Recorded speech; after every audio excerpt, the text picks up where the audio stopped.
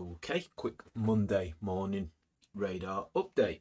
So we basically got inside day in the large caps there on the DAX and on the FTSE 100, and we punched through the highs of Friday's range on the 250, and small caps basically up at the top of the screen there and taking out last week's high by the looks of it.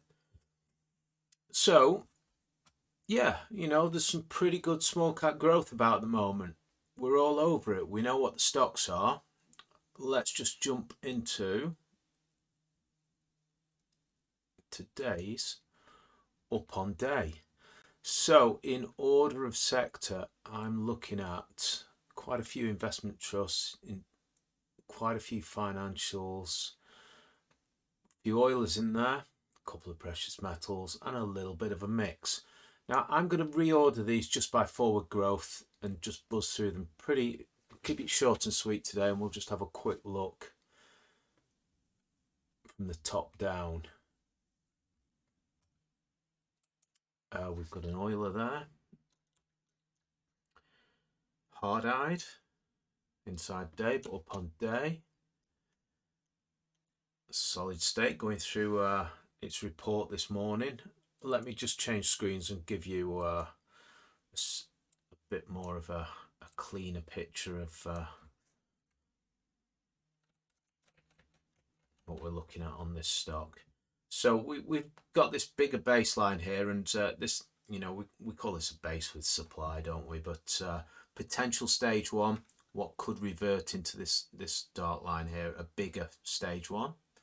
But we've got what I would call, a zone of interest above this base. Could just turn into a base on base. Yeah, it might do this.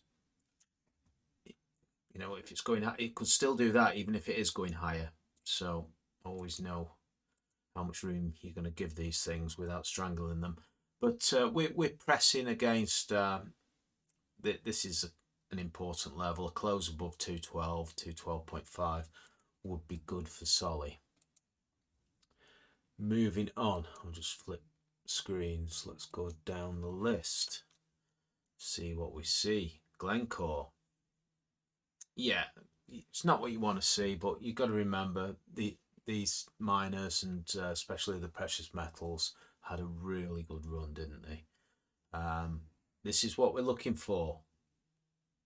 Primary stage breakouts. We want stage ones or stage twos. Nothing wrong with this breakout here either, and we talked about potential pullback to here. It didn't happen, it went higher first.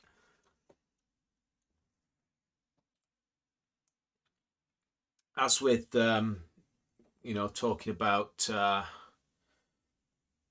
gold stocks and the buyout last week in Ramsden's. Yeah, I mean, even with the buyout, Ramsden's was a bit of a catch-up trade, wasn't it? Because it lagged all the gold stocks, and even with the buyout, it underperformed those runs in those gold stocks. So it's swings and roundabouts, isn't it? It's nice to get a bit of juice out of that stock, but there was much more juice to be had in the higher beta and frankly better gold stocks. Trustpilot, I took the liberty of drawing a base on this. It's still chopping around.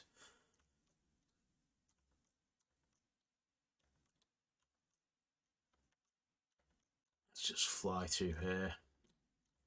More interested in actionable areas rather than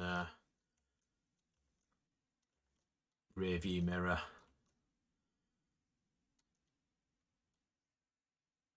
Talking about loose up here, at my site, this is kind of rear view mirror for us until it's consolidated or thrown another entry. Where were the entries? Well, you got a base breakout, you got a pro gap out of this base, and you got a first pullback anywhere around here, and then you also got this gap up and an outside up and a swing day the next day. You got another opportunity, you got a high. if you come into these stocks up here, you've got to ask yourself why you're not, you know, this game's about positioning for the move, not seeing the move, and you can't backdate your entries, can you? So good entries. VLX here. This pretty normal area. You know, breakout, first pullback, higher high, went through that quite fast, through another swing point, then it came deeper, and no break of trend. So it shouldn't go down below 400 if this thing's going to be your next nice, smooth, trending stock. Waving my arms around in the office here, you know, it shouldn't go down there. If it does, that's because it's not, you know. But it's pretty normal action. Iafina actually showing it's got a bit of beta in that last move. Let's just buzz through the rest of these, see what we see. They're easy to find, these high growth stocks. It's not so easy on the psychology positioning for them, is it? Before they explode higher, it seems, you know, most people find it easier to see a big move and then just throw the money at it and hope something will stick. That's not the game. What's very rewarding. Just fly through these. See what else we see.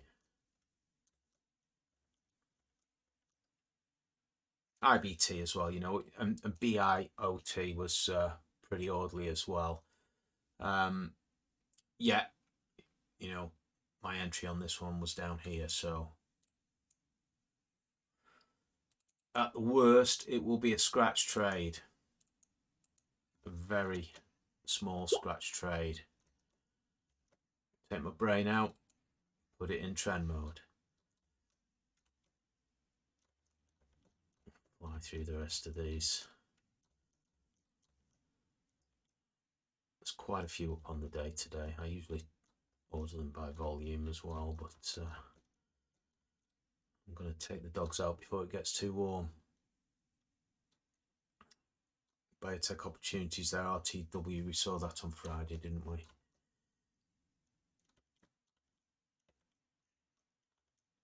I just think it's a pretty good way of playing the AI theme in the biotechs myself, and